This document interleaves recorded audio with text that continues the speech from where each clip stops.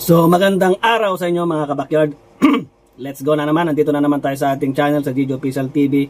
So muling nag-update at muling magbibigay sa inyo ng konting impormasyon, lalong-lalo na sa mga newbie. Tayo po ay nagmamayari ng isang agri-vet supply. Tayo po ay 8 taon na po na nagtitinda ng mga patuka, mga vitamins and supplements na binibigay sa ating mga alaga. So gusto ko lang sagutin ang katanungan ng ating isang subscribers na si Arcadet Official. Yan.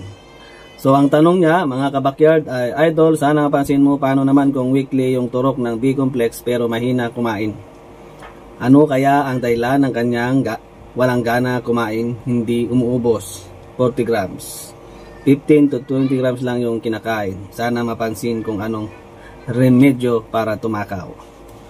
So mga ka-backyard, ito ay si-share ko lang sa inyo. Ito ay sarili ko lang sistema ayon sa kanyang tanong, at napapansin ko dito is weekly naman daw yung kanyang pagbibigay ng B-complex. So isa sa mga gusto kong i-recommenda, ganyan yung mga alaga nyo, kasi naranasan ko rin yan mga ka-backyard na mahina kumain, nagiiwan siya ng patuka.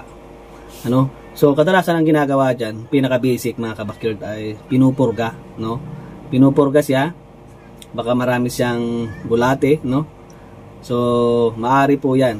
So alam niyo naman na po kung paano magpurga siguro.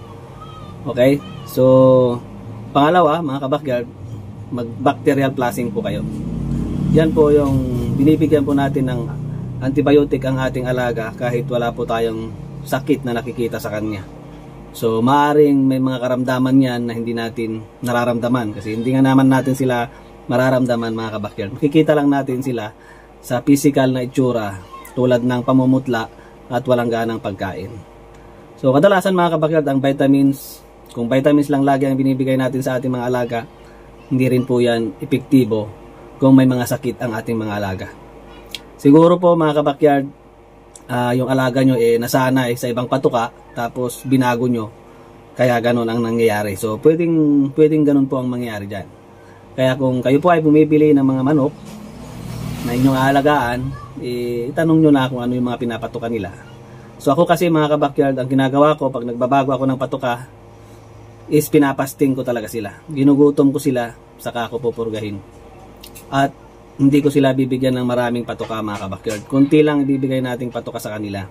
Kunting-kunti lang. Kasi ang gagawin po natin talaga is ipapasting natin siya hanggang ma-mindset sa kanya na kailangan niyang kumain ng marami kasi konti lang yung ibinibigay sa kanya.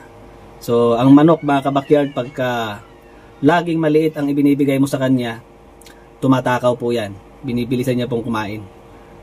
Kasi alam niya na hindi mo na siya bibigyan. So maganda mga kabakyard, payo ko sa iyo kaibigan, na i-fasting natin ang ating alaga bago natin purgahin. At after natin mapurga, hiwag po natin biglain na marami na agad yung ibibigay nating patuka sa kanya. Kunti lang po muna, Kunti lang po muna ang ibibigay natin. 20 grams, pwede na yun.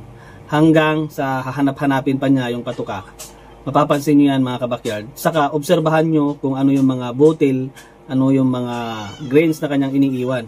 Kadalasan ang mga iniiwan ng mga yan, yung mga kulay-kulay na pellet, So kailangan ipa-mindset na natin sa kanila na tuwing mag-iiwan sila ng patuka, tanggalin mo agad. Tanggalin mo. Huwag ka manghinayang na magugutuman yung alaga mo, kasi mental condition yung ating itinuturo sa kanya. So siguro yung alaga nyo masyadong marami lagi yung pinapakain nyo nun, tapos kulang po kayo sa bacterial flushing, So bacterial flushing mga kabakyard, 3 days to 5 days ginagawa yan. So paano po yun? Unang araw, bibigyan po natin siya ng antibiotic, kahit ano pong antibiotic. Maglalagay po ako ng link dito sa baba ng ating channel sa description. Pwede po kayong bumili through online kung kayo ay malayo kayo dun sa mga agri-vet, So pangalawang araw, ganun pa rin, bigyan nyo pa rin siya ng antibiotic. Hanggang pangatlong araw, bigyan nyo pa rin siya ng antibiotic, isang beses sa isang araw, after nang mapurga po ninyo yun, So inuulit ko, isama rin natin, purgahin nyo muna yung alaga nyo. Pagkatapos mapurga, konti lang po yung ibigay nyong pagkain. Then paliguan nyo yung inyong alaga at konti lang yung ibibigay na pagkain sa loob ng 1 linggo. So, gawin nating 20 grams lang muna yung ibibigay nating patuka sa kanya. Sa loob ng 1 linggo, titignan natin kung maghahanap pa siya ulit ng patuka. Kung maghahanap siya ng patuka, ibig sabihin may pagbabago. Padagdag ng padagdag hanggang ma-meet natin yung 50 grams na patuka sa ating alaga. So, yun lang mga kabakyard. Sana nasundan nyo. Gawin mo yan. Kung ikaw ay nanonood uli ngayon, gawin mo yan. Huwag kang manghinayang na hindi busog ang inyong alaga. Mental condition ang problema sa ating alaga pagka ganyan. Sige, hanggang dito na lang mga kabakyard, at sana kung bago ka sa aking channel, pwede po kayo mag-subscribe sa aking channel, pindutin na rin ang notification bell para sa susunod na mga video na ating i-upload dito sa ating channel ay napapanood nyo. Hanggang dito na lang at magandang araw. I love it!